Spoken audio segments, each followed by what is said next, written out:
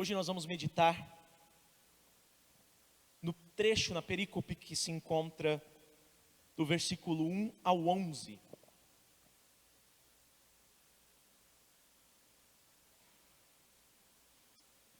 Que tem tudo a ver com o texto da abertura do nosso culto do dia de hoje, lá de Romanos 8, do 1 ao 17.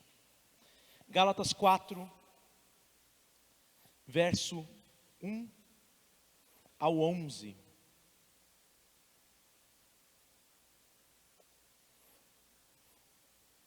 Quem está comigo diz amém?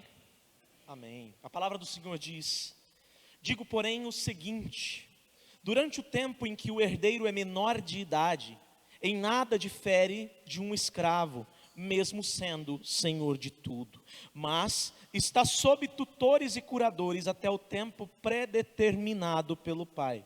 Assim também nós, quando éramos menores, estávamos escravizados aos rudimentos do mundo.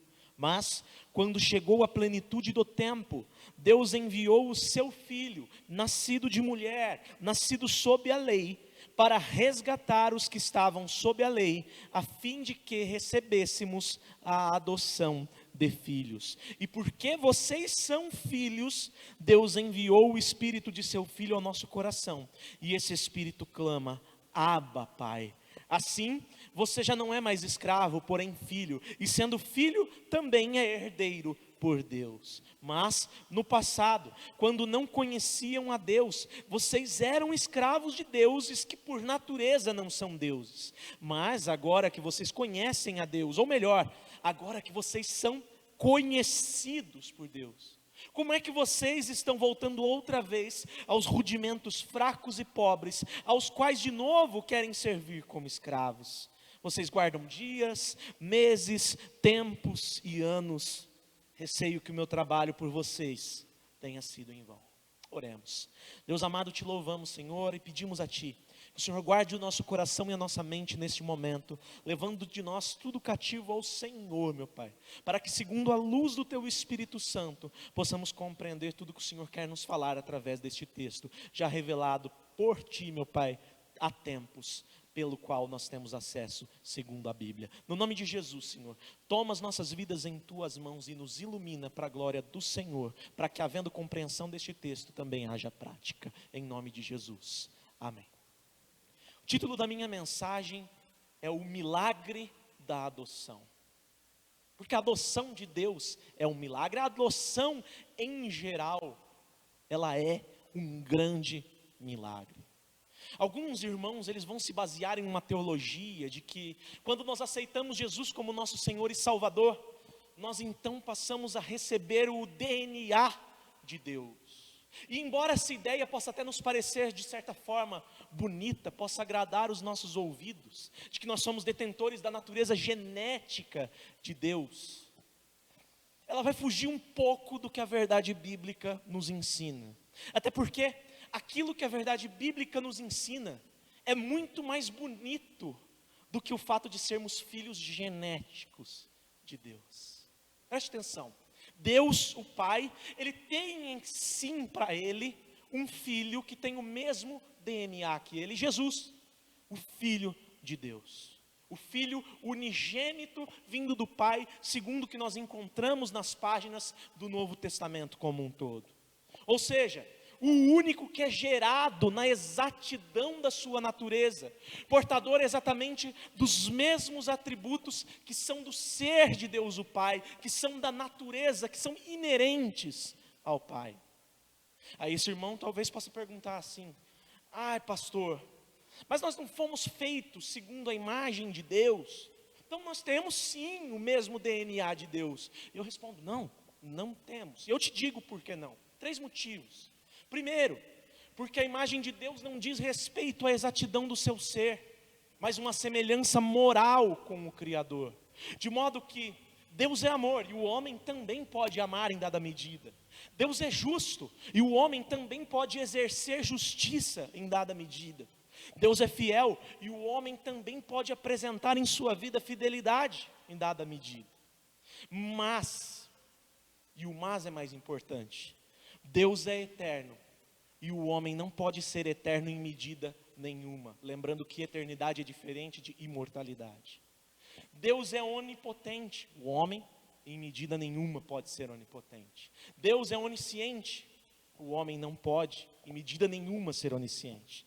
Deus é onipresente, mas o homem não. Ele não pode ser onipresente, em medida nenhuma. Só Deus. Portanto, nós não temos o mesmo DNA de Deus, porque não somos naturalmente compartilhadores dos atributos de Deus segundo a sua natureza. Jesus sim, Jesus tem o DNA de Deus, porque Ele é tudo que o Pai é, nós não. Segundo motivo, porque nós fomos criados por Deus. Enquanto Jesus, Ele é eternamente Deus Filho, sendo uma geração do Pai, desde a eternidade, o ser humano, ele é criado por Deus, Pai, Filho e Espírito Santo, segundo forma que Deus desejou. Então, quando Deus nos cria segundo a sua imagem, não quer dizer que Deus fez a gente a partir de um molde que Ele tinha, na semelhança física dEle, porque nós sabemos pela Bíblia que Deus é Espírito. E Jesus, Ele somente vem assumir a forma humana posteriormente, no tempo chamado plenitude do tempo, segundo a vontade do Pai. Portanto, nós não temos por este motivo também o DNA de Deus. Jesus sim tem, porque Ele nunca foi criado. Ele existe eternamente e é eternamente gerado. Os irmãos lembram, no princípio era o verbo era Deus e o verbo estava com Deus. Ele estava com Deus desde o princípio. Terceiro motivo, porque nós não temos a mínima condição, e isso é muito importante, de darmos vida a nós mesmos, de determinar se permaneceremos vivos ou não. Ao passo que Deus, Ele tem vida em si mesmo. Portanto, também por esse motivo nós não temos o DNA de Deus. Jesus tem. Por quê? Ele vai dizer no Evangelho de João que tem vida em si mesmo, assim como o Pai. E mesmo tendo se sujeitado à morte, pelo poder do Pai, pelo poder do Espírito Santo, e pasmem o que a Bíblia diz, pelo seu próprio poder, ao terceiro dia Jesus ressuscitou dentre os mortos, sendo que é por esse fato que nós podemos ter esperança de que um dia nós também ressuscitaremos dos mortos, segundo o poder de Deus e não o nosso. Porém, irmãos, o que tem que ficar bem claro é que o fato de não termos o DNA de Deus não diminui o maior de todos os fatos. Embora não sejamos filhos de Deus segundo a natureza dele, Deus escolheu ser o nosso Pai. Deus quis ser o nosso Pai exclusivamente porque nos amou. Não sei se os irmãos aqui já pensaram a respeito de adoção. Os irmãos já pararam para pensar sobre o sentimento de alguém que adota um filho? Muitas vezes, quando nasce um filho de nós mesmos, nós até pode acontecer de não termos escolhido tê-lo. Agora, quanto à adoção, muito raramente, muito dificilmente, alguém vai adotar um filho sem antes desejar isso e cuidadosamente tomar essa decisão. Pensemos no que Deus mandou José fazer. José, o pai de Jesus. Maria, prometida em casamento a José, virgem, aparece diante do seu noivo, do seu prometido, grávida. José, quando ele pensa em fugir, até mesmo para preservar tanto a sua integridade quanto a integridade de Maria, ele é abordado por um anjo de Deus que vem e diz: José, assume como seu filho, dá o nome de Jesus para ele. E José, escolhendo adotar o Filho de Deus, foi um instrumento no decorrer da história do Senhor, para que se tornasse possível que Deus adotasse os filhos dos homens. Que história linda, que plano maravilhoso. A história da redenção, meus queridos, ela é perfeita. Deus escolhe ser o Pai de todos aqueles que no decorrer da história se rendem a Ele pela fé em Jesus como Senhor e Salvador. Todos esses conhecidos por Ele desde a eternidade, reconhecidos por Deus como incapazes de se converterem a Ele. e escolhidos por Deus para serem despertos por Ele no tempo oportuno, vindo então a ser herdeiros da promessa que Ele, Deus, fez a Abraão lá atrás, da qual nós compartilhamos junto com todos aqueles que creem. Se nós olharmos para o argumento de Paulo, que nós estudamos anteriormente, no capítulo 3, nós vamos ver que ali o apóstolo ele faz uma exposição teológica de mais de 2000 anos de história, relacionando 3 personagens, que são Abraão, Moisés e Jesus. E nessa exposição, Paulo explicou como Deus deu uma promessa a Abraão, de por meio do descendente dele, abençoar todas as famílias da terra, e de como Deus deu a Moisés, não uma promessa, mas uma lei. Só que essa lei, não para anular a promessa, mas para provar a toda a humanidade o quanto a promessa ela é indispensável, ela é necessária. E por fim, lá no capítulo 3, Paulo declara que essa promessa foi cumprida em uma pessoa, a pessoa de Jesus Cristo, de modo que todo aquele que pela lei se reconhecer como um transgressor, como um pecador, e ele é levado a Cristo, e mediante ao arrependimento e fé, passa a ser herdeiro da mesma promessa que Deus fez a Abraão. Agora, nesses primeiros 11 versículos aqui do capítulo 4, Paulo faz um repasse dessa história de 2000 anos, ele faz uma recapitulação dessa história de 2000 anos, fazendo um aprofundamento em seus argumentos. Como que ele vai fazer isso?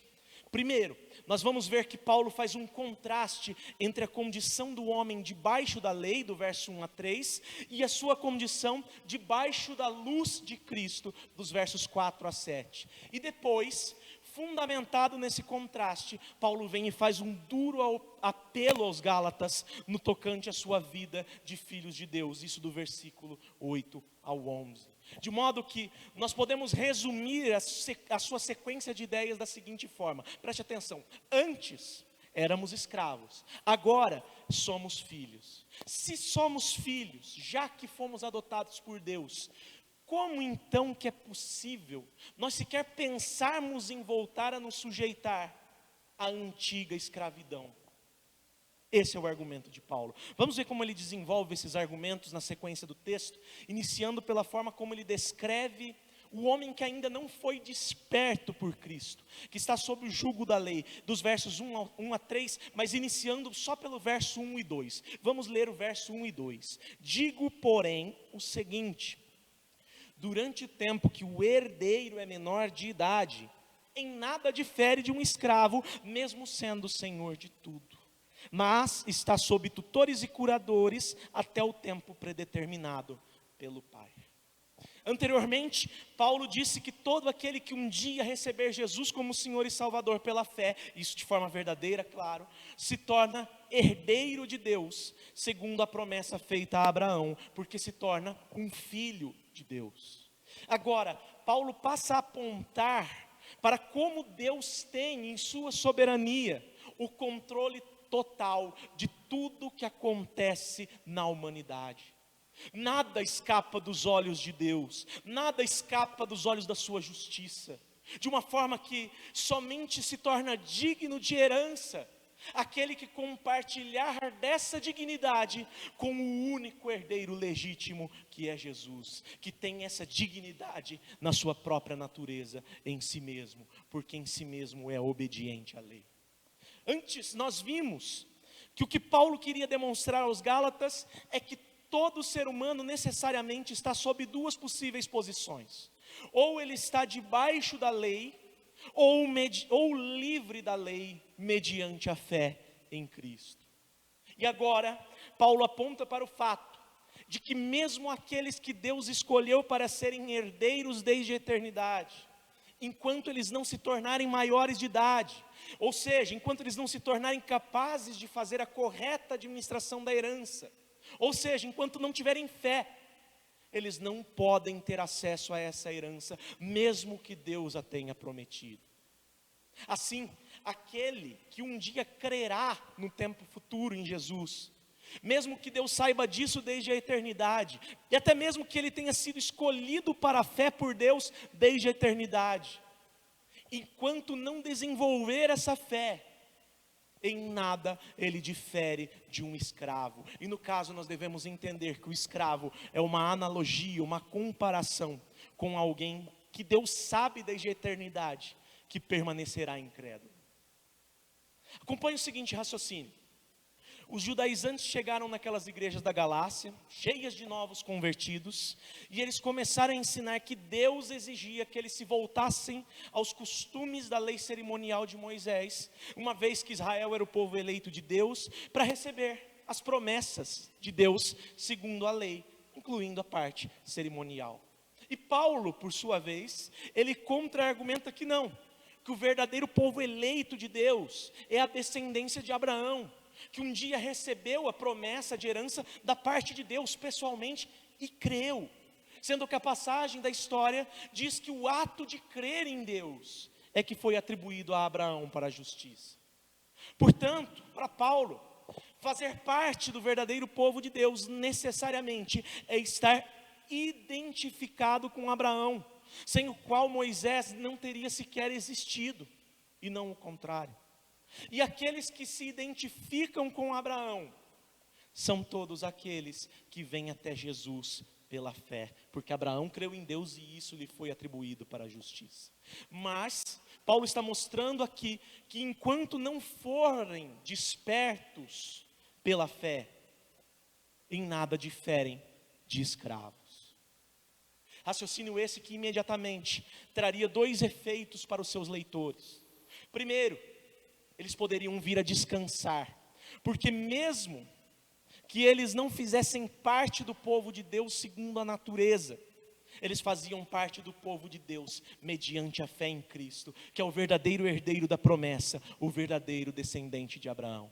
E segundo efeito, porque os judaizantes e os seus seguidores, aqueles que estavam abandonando a fé para seguir os judaizantes, eles se calariam na sua soberba, passando a ter consciência de que qualquer obediência que não seja fruto da fé em Cristo Jesus é uma obediência para a condenação, é uma obediência morta. Portanto, quem não é da fé, ainda que um dia venha a crer, enquanto não crer, é como um escravo, mesmo que Deus já tenha o seu nome escrito no livro da vida desde a eternidade. De modo que a discussão importante para a fé não é se somos eleitos ou não somos eleitos, ou quem são os eleitos para fazer parte do povo de Deus, mas sim, se Deus nos elegeu para ser o seu povo, tal eleição somente é confirmada de uma forma: quando nós formos despertos para a fé e perseverarmos nessa fé. Por isso que Paulo passa os seus argumentos, até então aqui, na terceira pessoa, para a primeira pessoa, no versículo 3. Olha o que diz Paulo no versículo 3. Assim também, agora não eles, agora nós, quando éramos menores, estávamos escravizados aos rudimentos do mundo. Note, Paulo ele não passa somente a interagir, a inserir os gálatas, que eram cristãos gentios no argumento, como ele também vai se incluir no texto. Paulo também está se colocando no texto. Ou seja, se por um lado, os judaizantes tratavam Paulo como menos apóstolo do que os 12, por outro lado, Paulo está dizendo que sem a fé em Jesus como Senhor e Salvador, nem os judaizantes, nem os gálatas, nem os apóstolos de Jerusalém, nem ele, Paulo, em nada seriam diferentes de alguém que é declaradamente ímpio. Paulo aponta para o fato de que ele também, um dia, foi menor de idade no tocante à sua fé. Se nós voltarmos os nossos olhos para a parte central do capítulo 1, nós vamos ver que Paulo ele vai se identificar e se apresentar ali como alguém que era um judeu, que era exemplar segundo as tradições, mas que ao mesmo tempo era um violento perseguidor da igreja. Portanto, enquanto Paulo não teve aquele conhecido encontro com o Senhor Jesus, lá no caminho de Damasco, mesmo que o próprio Senhor o designasse desde antes para servi-lo, e soubesse que ele o serviria, Paulo era como um menor de idade no tocante ao recebimento da herança prometida. E se era menor de idade, enquanto assim o fosse, ele tinha tantos direitos diante de Deus, quanto alguém que está escravizado aos rudimentos do mundo. Trocando em miúdos, todo aquele que um dia vier a crer, mesmo que tenha sido conhecido de antemão por Deus, eleito de Deus, enquanto não crer, tem direitos tanto quanto a um ímpio, ou seja, direito nenhum. De modo que o importante para qualquer ser humano diante de Deus é que ele confie não nos seus próprios méritos, mas nos méritos de Cristo, para que possa ser livre do juízo de condenação que o pecado traz, e não qualquer outra coisa, nem mesmo uma obediência à lei. A pergunta que talvez fique na cabeça dos irmãos neste momento, e que precisa ser respondida, é: o que seria esses tais rudimentos do mundo? O que seria um rudimento? E rudimento, na raiz da palavra, diz respeito a coisas básicas, a coisas naturais, a coisas elementares. Logo, rudimentos do mundo são coisas elementares, coisas que fazem parte da natureza do mundo, e aqui a palavra traduzida, por mundo no grego é cosmos, ou seja, coisas que são naturais cá de baixo, naturais aqui da terra. Então aqui, Paulo está fazendo um apontamento comparativo entre a sujeição à lei cerimonial dos judeus e a sujeição aos falsos deuses, aos ídolos, que segundo a religião grega, eles regem os elementos da natureza em favor ou contra os homens, conforme estes os servem ou não. Repare na profundidade do argumento de Paulo. Paulo está dizendo que assim que foi revelado o herdeiro da promessa feita a Abraão, que é Jesus, querer se sujeitar às coisas que Deus deu como uma sombra daquele que um dia viria e que já veio, ou seja, a lei cerimonial, tinha se tornado semelhante a uma adoração a falsos deuses, uma vez que o verdadeiro já se manifestou. Portanto, Paulo diz que todo aquele que se sujeita a qualquer coisa que não seja o próprio Deus em pessoa, segundo a mediação de Cristo Jesus, é uma pessoa escravizada aos rudimentos do mundo, aos princípios elementares, aos deuses deste século, que nos deve levar a pensar sobre a quantos rudimentos do mundo nós temos tido a tendência de nos mantermos escravizados. É claro que, como crentes, nós não sujeitamos à mediação de santos. Como crentes, nós não nos sujeitamos à adoração de imagens. Como crentes, não nos sujeitamos a horóscopos, signos. Como crentes, não nos sujeitamos à imoralidade, à bebedice. Como crente, nós não nos sujeitamos aos espíritos enganadores. E tudo isso, sim, seriam espécies de rudimentos deste mundo. Mas o perigo é que, mesmo sendo crentes, muitas vezes nós queremos nos sujeitar aos eis que te digo. Muitas vezes nós queremos nos sujeitar a ficar impressionados com manifestações emocionais que alguns dizem ser dom de línguas, mas que não é o dom de língua da Bíblia. Muitas vezes nós nos sujeitamos a colocar ideias de ímpios dentro da igreja, só porque ele canta um determinado tipo de música que a gente diz que é gospel. Muitas vezes nós queremos nos sujeitar a vestir uma roupa branca no Réveillon ou de qualquer outra cor com significado. Muitas vezes nós nos sujeitamos a viver namoros como o mundo vive. E pasmem, até ouvir de pastores que só dar uns beijos não é pecado, como eu já ouvi. Muitas vezes nós chamamos de evangélico e tratamos como irmão líderes que fiquem fazendo uso de objetos ungidos. É sal ungido, é vassoura ungida, óleo ungido. O que a Bíblia não orienta em lugar nenhum. Muitas vezes nós nos sujeitamos à ideia de que o importante no fundo é ser uma boa pessoa. E ser bom não leva ninguém a lugar nenhum. Pior, muitas vezes nós nos sujeitamos ao nosso próprio coração, sendo que a Bíblia diz que o coração do homem é enganoso, e maldito é o homem que confia no homem. Muitas vezes nós nos sujeitamos à nossa própria justiça, E tudo isso, queridos, é se sujeitar à escravidão dos rudimentos do mundo.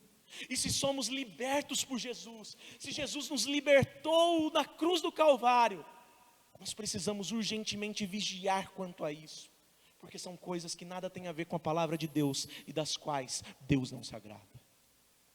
Resumindo, aqui nestes 3 primeiros versículos, nós vemos que Paulo faz uma comparação entre a sujeição à lei com a adoração idólatra. Não que a lei em si seja uma obra de Satanás, como os ídolos, uma vez que ela foi mediada por Moisés e dada na presença de anjos.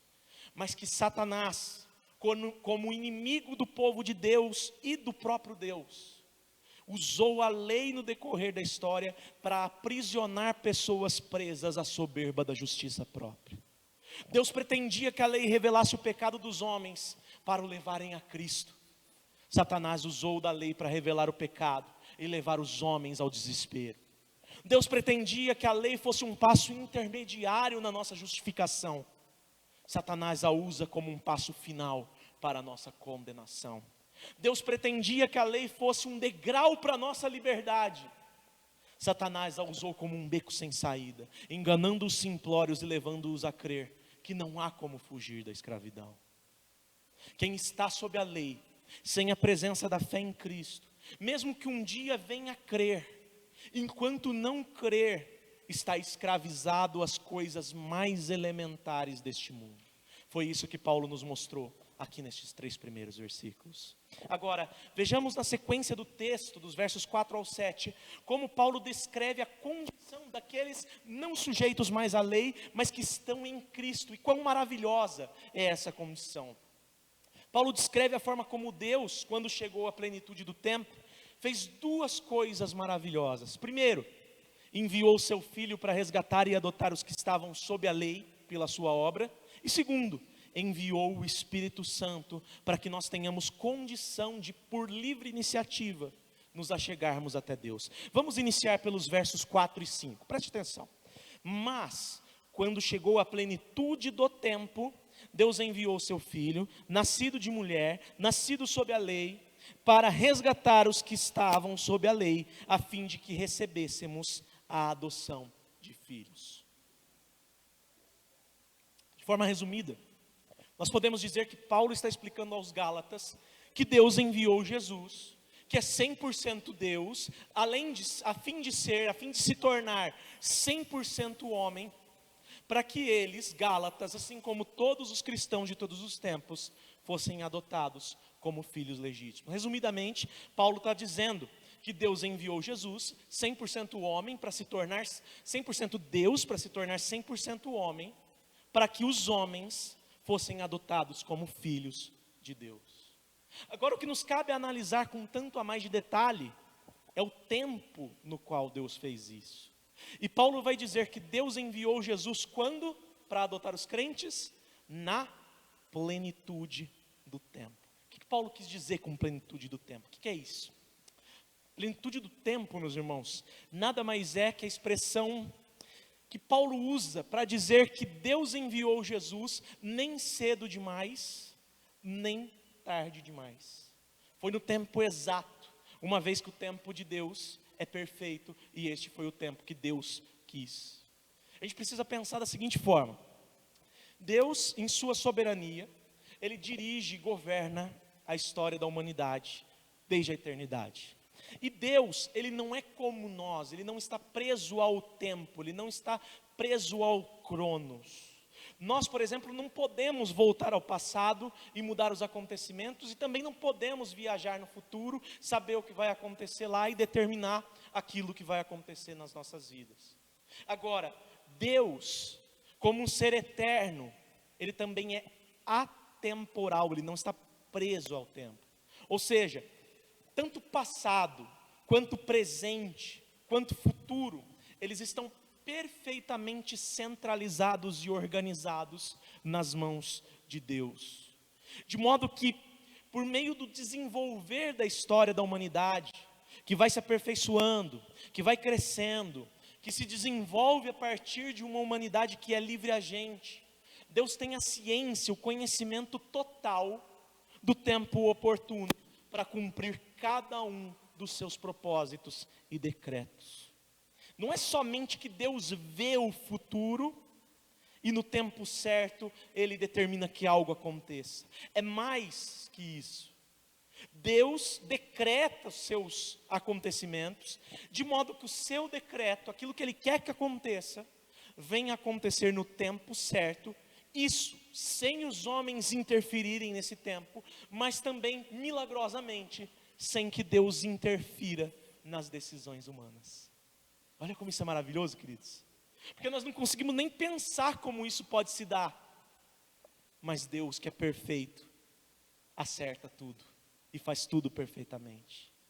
O que Paulo está querendo dizer aqui é que quando a humanidade atingiu um certo estágio de globalização, quando os seres humanos de diversas partes do globo passaram novamente a se entender por meio da expansão de alguns idiomas, quando passou a haver um domínio mais geral de uma nação sobre as outras, uma influência maior de uma nação sobre as demais, quando a sociedade deixou de ser tribal e passou a ser mais global, Deus então enxergou o cenário ideal para executar a obra central do seu plano de redenção. Portanto, quando chegou o tempo em que a obra de Jesus não ficaria mais restrita lá aos muros de Jerusalém, Deus envia o seu Filho, perfeito Deus, para quê? Para nascer de uma mulher de carne e osso que Ele escolheu. De que forma que Jesus nasce então na plenitude do tempo? Diz o texto, debaixo da lei, sob a lei. Por que que Jesus nasceu sob a lei? Porque era necessário que o Redentor fosse o primeiro e o único homem a obedecer toda a lei. E tudo isso com uma finalidade: resgatar todos os eleitos de Deus que estavam sujeitos à escravidão da lei, para fazerem parte da grande família de Deus, pela adoção de filhos. Como então se torna possível que esse povo que Deus conhece desde a eternidade, venha se tornar filhos de Deus? Como que ímpios, que Deus conhece e quer salvar, que são escravos da lei, porque são pecadores, podem um dia vir a crer em Jesus como Senhor e Salvador, e assim o plano de Deus ser cumprido? Por meio do que Paulo diz que Deus fez, no versículo seguinte, o verso 6. E, porque vocês são filhos, Deus enviou o Espírito de seu Filho ao nosso coração, e esse Espírito clama, Abba, Pai. Presta atenção no que Paulo está falando aqui. Quem se torna crente porque Deus enviou o Espírito Santo ao seu coração.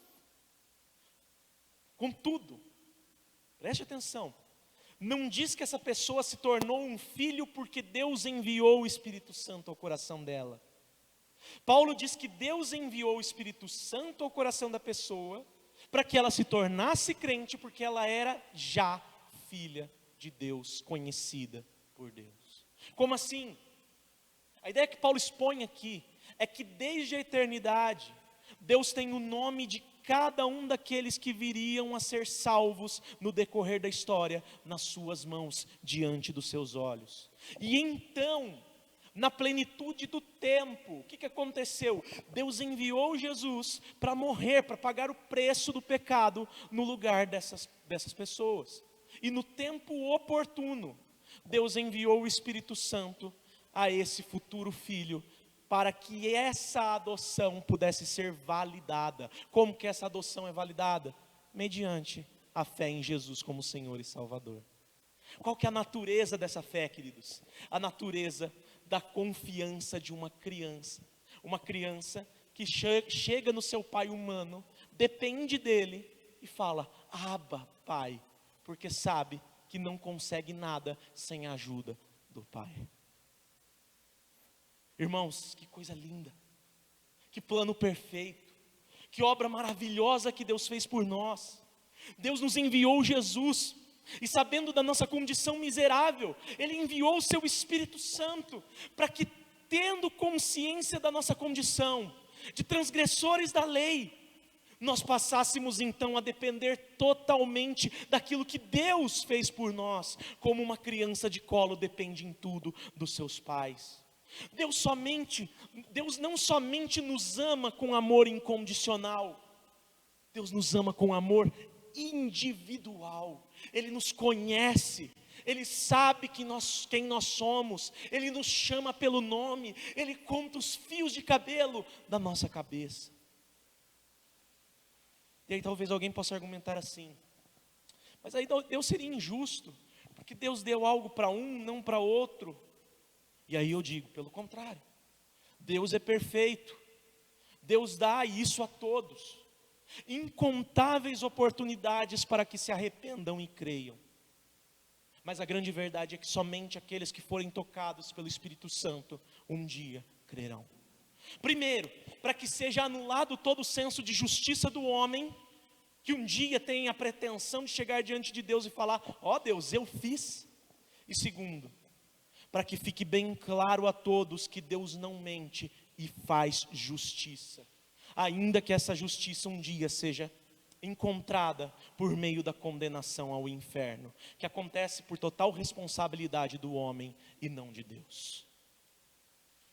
Também poderiam dizer assim, mas se Deus já determinou tudo, então não adianta fazer mais nada. E aí eu digo como disse Jesus no final do Evangelho de Marcos: ide pregai o Evangelho a toda a criatura, quem crer e for batizado será salvo, quem não crer será condenado. Ponto. Paulo desenvolve o seu argumento mostrando que é tolice querer estar sujeito a cerimoniais que caducaram, que se esgotaram, que perderam a validade após a vinda de Jesus. E mostra também que crer em Jesus é mais do que suficiente, uma vez que essa fé que justifica o pecador é um verdadeiro milagre que transforma escravos em filhos. De modo que, se alguém tem a Jesus como Senhor e Salvador, não precisa mais se sujeitar a sua consciência a práticas de rituais de qualquer ordem, uma vez que passou legalmente a ser um herdeiro de Deus. Olha o verso 7. Assim você já não é mais escravo, porém filho, e sendo filho, também é um herdeiro por Deus. Paulo diz aqui aos Gálatas que, sendo eles crentes, eles tinham a mesma posição de direito que Abraão tinha, de um herdeiro por Deus. Por que isso? Porque em primeiro lugar, Deus tinha enviado o seu Filho unigênito para executar as obras que eles, Gálatas, deveriam, mas não podiam executar. E em segundo lugar, porque Deus lhes havia enviado o Espírito Santo ao seu coração para poderem crer, segundo a fé, em tudo aquilo que Deus tinha feito, a saber que Jesus morreu e ressuscitou por eles. Repara, Paulo inicia o texto no versículo 1 em terceira pessoa, falando deles, aqueles que estavam sob a lei. Depois Paulo fala a partir do verso 3 em primeira pessoa, falando de nós, que somos os de Cristo. E por fim, Paulo fala em segunda pessoa a partir do verso 7. Ele começa a falar a vocês, que são os crentes da Galácia. O que Paulo passa a fazer a partir de então é tornar mais pessoal a sua escrita, apontando para o fato de que, se alguém é crente mesmo, não cabe mais qualquer mentalidade de medo, de insegurança ou qualquer coisa do tipo. Cabe, antes de qualquer coisa, uma mentalidade de desejar se aproximar cada vez mais, uma vez que o preço já foi pago, e de uma vez por todas, a fim de que eles, Gálatas, fossem feitos filhos e não mais escravos. A mensagem de Paulo que fica aqui a cada um de nós nessa noite é a seguinte: olhe para o que Deus fez para você, olhe para a sua vida, olhe para quem Deus é e olhe para quem você é.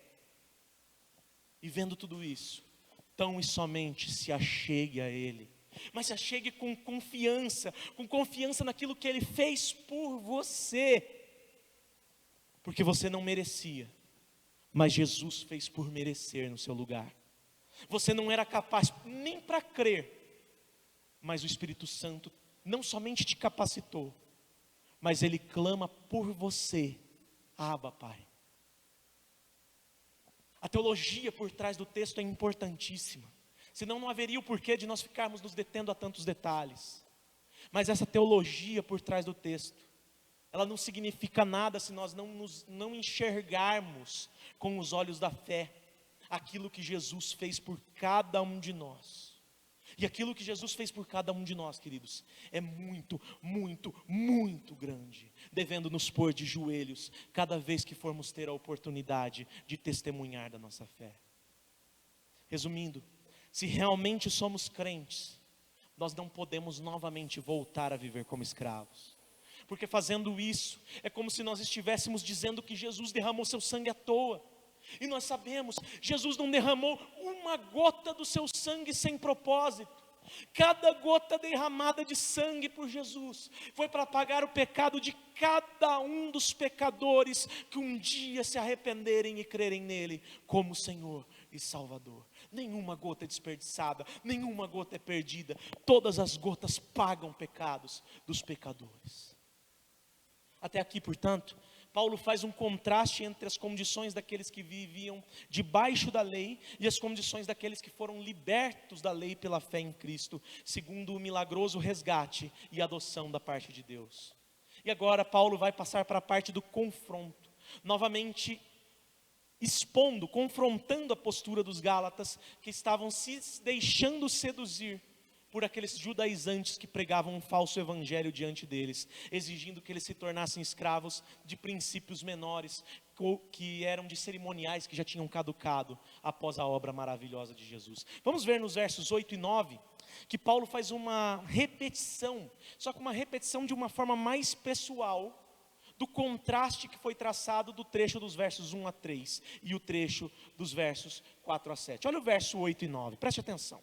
Mas no passado, quando não conheciam a Deus, vocês eram escravos de deuses que por natureza não são deuses. Mas agora que vocês conhecem a Deus, ou melhor, agora que vocês são conhecidos por Deus, como que estão voltando outra vez aos rudimentos fracos e pobres, aos quais de novo querem servir como escravos?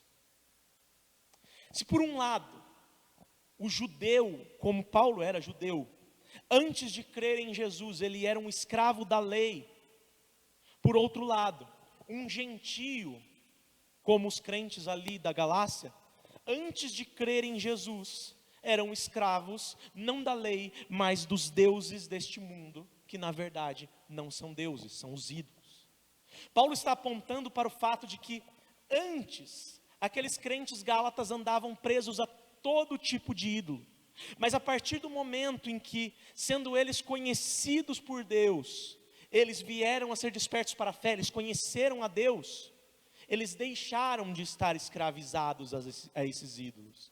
E então, se eles deixaram de estar escravizados a estes ídolos, não fazia sentido que eles levantassem cerimoniais da lei que é dos judeus, como um novo tipo de ídolo para o seu coração.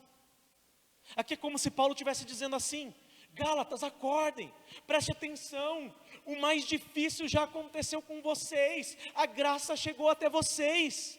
Como que vocês então podem querer voltar a se render àquilo que é menor do que o que Deus fez por vocês?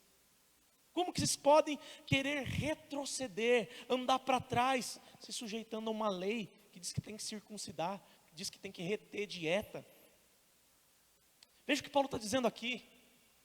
Paulo, que era judeu, que era da casta dos fariseus, rigoroso quanto à guarda da lei, ele está dizendo que a guarda da lei após Cristo não difere em nada da adoração a ídolos, aos quais aqueles crentes da Galácia eram escravizados antes de crerem em Jesus.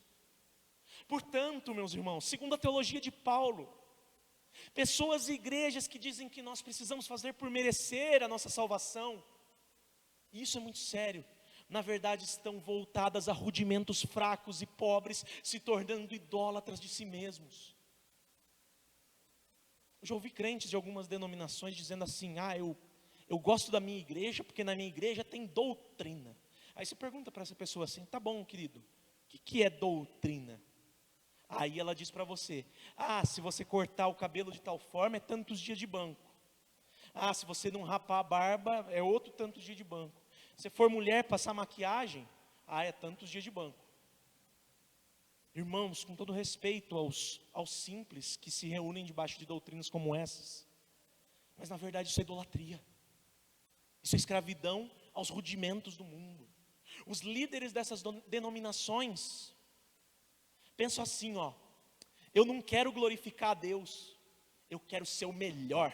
O meu ministério é mais excelente, eu tenho excelência naquilo que eu faço. E nós temos que saber que a Bíblia diz que há um caminho mais excelente, e o amor é o caminho mais excelente. Só existe uma doutrina, queridos irmãos, e essa doutrina é o Evangelho. E o Evangelho diz que nós somos pecadores, miseráveis, merecedores do inferno, mas Deus enviou o seu único Filho para morrer no nosso lugar, sendo que basta que nos rendamos a Ele, que creiamos nele de verdade, com todas as nossas forças, para que nós sejamos salvos. Quando nos empenhamos, irmãos, em viver o Evangelho, qualquer acessório se torna inútil, qualquer outra coisa se torna desprezível. E é isso que nós vamos ver aqui no verso 10. Vocês guardam dias, meses, tempos e anos. Olha o que os Gálatas estavam fazendo.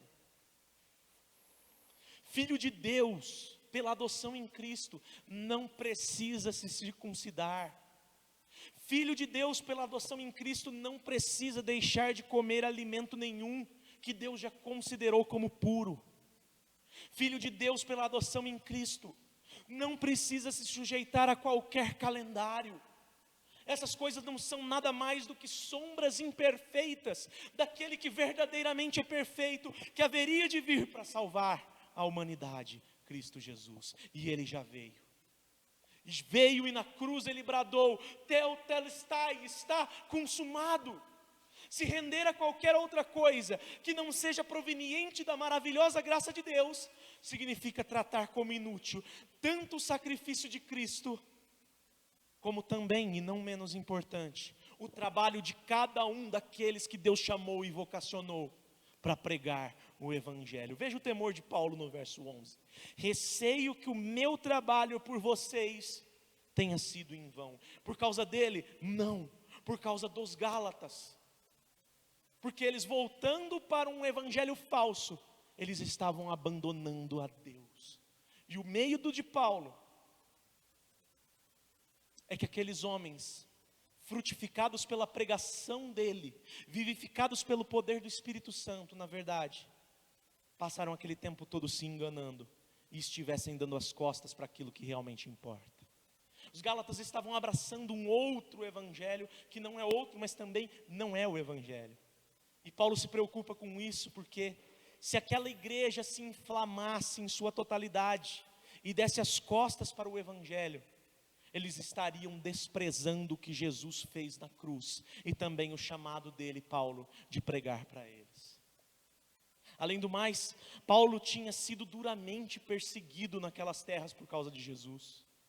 Se os irmãos lerem lá em Atos dos Apóstolos, lá ele foi apedrejado, ele foi expulso de sinagogas, expulso de cidades, e tudo isso para alguém chegar e dizer que agora o importante era guardar um sábado e não ter uma vida piedosa e humilde diante de Deus.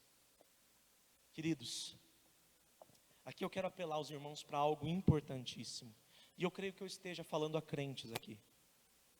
Quando você é crente e tem um pastor que te ensina, que te aconselha, que prega a verdade do evangelho mesmo, a verdade do evangelho mesmo, mas você começa a amontoar outros mestres para você, segundo critérios humanos, porque a pregação dele é mais curta, porque é mais fácil de entender, porque o pastor daquela igreja talvez seja mais flexível, ou porque em determinada igreja tem doutrina, entre aspas, ou porque lá eles vivem o amor, ou porque lá você se sentiu curado emocionalmente, porque lá te abraçaram como nunca em lugar nenhum você foi abraçado.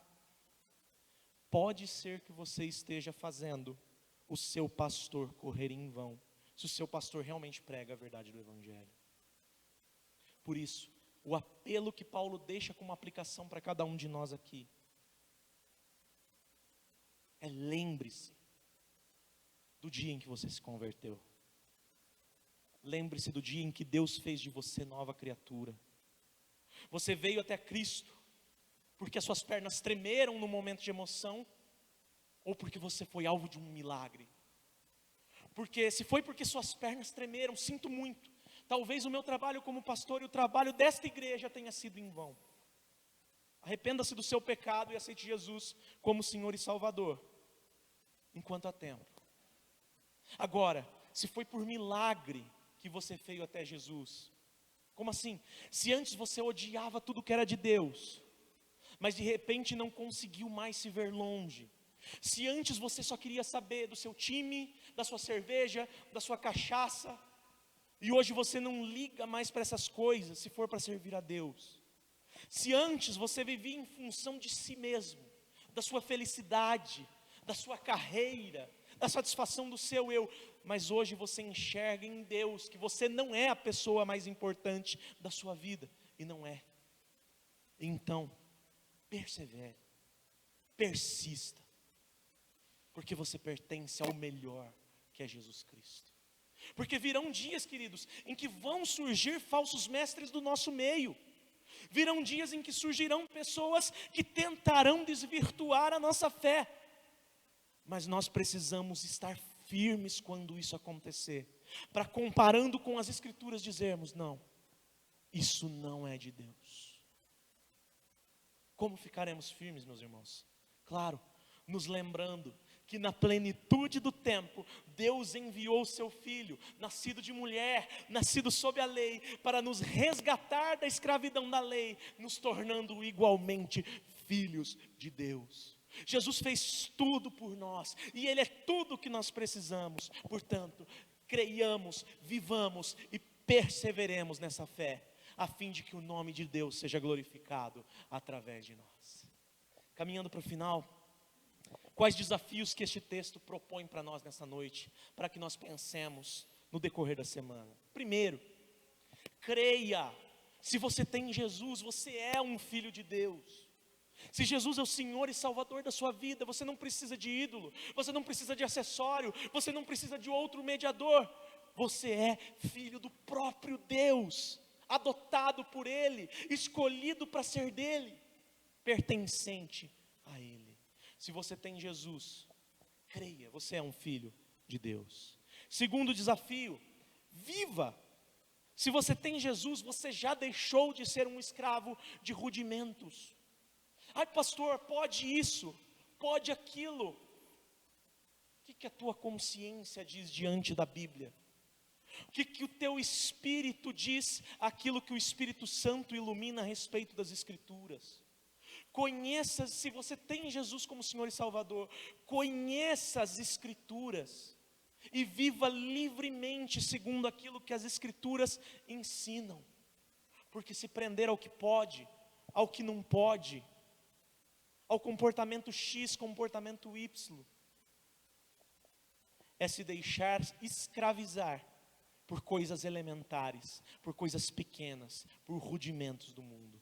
Segundo desafio, viva. Se você tem Jesus, você já deixou de ser um escravo de rudimentos. Terceiro e último desafio, persevere. Se você tem Jesus, já não há necessidade de olhar para trás. O Senhor Jesus disse certa feita que todo aquele que põe a mão no arado e olha para trás, não está apto para o reino dos céus. Queridos, se você recebeu Jesus pela fé, se você o aceitou como Senhor e Salvador, se você desceu as águas do batismo confessando publicamente a sua fé, ninguém, a não ser o próprio Deus ou alguém orientando sobre a palavra de Deus, tem o direito de chegar para você e falar: não, vai nesse caminho aqui que é melhor. Não, para de fazer tal coisa, porque isso daí, se não estiver pautado na palavra de Deus, se não for movido pelo que Deus diz, ninguém pode parar e olhar para trás. Que é diferente de olhar para dentro. Olhar para trás é diferente de olhar para dentro. Olhar para dentro é ver se em nós há algo fora, em desacordo com a palavra de Deus. Olhar para trás é abandonar a fé para querer se justificar por atitudes da obra humana. Amém? Portanto, terceiro desafio, persevere. Se você tem Jesus, já não há necessidade de olhar para trás. Para concluir essa mensagem, querido, eu gostaria de te incentivar a se lembrar só de uma coisa, só uma coisa. Se Jesus é o Senhor da sua vida, você é filho de Deus. Você não precisa mais temer a morte, você não precisa mais temer o inferno, você não precisa mais temer as mazelas deste mundo. Deus escolheu você para ser um filho dele, Ele adotou você como herdeiro, e portanto, você é um filho segundo os mesmos direitos de Abraão, principalmente segundo os mesmos direitos de Jesus. Agora, se você ainda não consegue descansar nessa certeza, eu te incentivo a algo. Chegue na sua casa, antes de dormir, se coloca de joelhos do lado da sua cama. Começa a falar com Deus. Peça assim, ó: Senhor, me salva. Senhor, me dá a tua salvação. Senhor, me faz crer no teu Filho, me faz crer na obra de Jesus, me faz crer no que Ele fez na cruz. Senhor, me ensina a descansar na tua salvação. Senhor, me faz cheio do teu Espírito Santo. Se você não tem essa certeza ainda, faça essa oração. Ore, peça para que Deus te ilumine, para que você enxergue a verdade dEle. Possamos enxergar a partir deste texto, queridos, toda a bondade de Deus, e que tenhamos a certeza de que cada um de nós, antes de qualquer coisa, somos verdadeiros milagres. Nós éramos escravos, escravos que foram tornados filhos, filhos do Rei, filhos de Deus. Tudo isso por causa da obra de uma pessoa, Jesus de Nazaré, eterno Deus e homem perfeito, segundo a obediência à lei, que morreu por nós, mas ressuscitou e um dia voltará para nos buscar e morar com Ele para sempre, em glória pelos séculos dos séculos. Oremos. Amado Deus, nós te louvamos, Senhor, e bendizemos a Ti, gratos por Tua maravilhosa graça, por Teu infinito amor, por Tua justiça e por Tuas misericórdias. Amado Deus, nós não temos nada em nós que possa ser útil para comprarmos o Teu favor, para sermos reconhecidos como justos, para sermos vistos pelo Senhor como dignos, porque nós não somos dignos, mas nós sabemos, Pai, que toda dignidade se encontra em Cristo. Portanto, Deus amado, sonda nossa mente e nosso coração, e se por acaso, meu Pai, a nossa fé, a nossa confiança, ela estiver baseada naquilo que não é a verdade, que o Senhor possa vir até cada um de nós, Senhor, e estabelecer o Teu Evangelho como a verdade que rege o nosso coração, porque o Evangelho é o poder de Deus para a salvação de todo aquele que crê, primeiro do judeu, depois do grego. Obrigado, Pai, pela Tua palavra, pela Tua vida, em nome de Jesus, amém.